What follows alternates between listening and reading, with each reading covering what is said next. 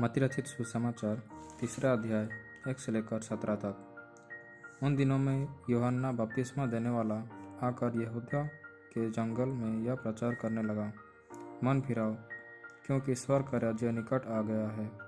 यह वही है जिसकी चर्चा यशायाह भविष्यद्वक्ता के द्वारा की गई। जंगल में एक पुकारने वाले का शब्द हो रहा है कि प्रभु का मार्ग तैयार करो, उसकी सड़कें सीधी करो। यह यूहन्ना ऊँट के रोम का वस्त्र पहने था और अपनी कमर में चमड़े का कटीबंध बांधे हुआ था। उसका भोजन टिड्डियाँ और वनमधु था। तब यरूशलेम और सारे यहूदिया और यरदन के आसपास के सब स्थानों के लोग उसके पास निकल आए। उन्होंने अपने अपने पापों को मानकर यरदन नदी में उससे बपतिस्मा लिया।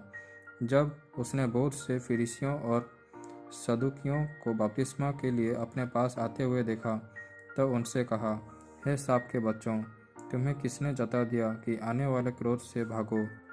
इसलिए मन फिराओ कि योग्य फल लाओ, और अपने अपने मन में यह न सोचो कि हमारा पिता अब्राहम है, क्योंकि मैं तुमसे कहता हूँ कि परमेश्वर इन पत्थरों से अब्राहम के लिए संतान उत्पन्न कर सकता है।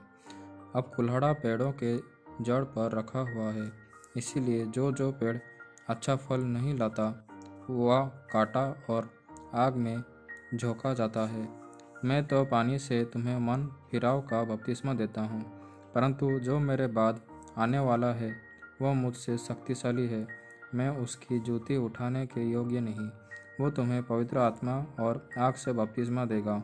उसका सूप से उसके हाथ में है, और वो अपना खलिहान अच्छी रीति से साफ करेगा और अपने गेहूं को तो खत्ते में इकट्ठा करेगा, परंतु भूसी को उस आग में जलाएगा जो बुझने की नहीं।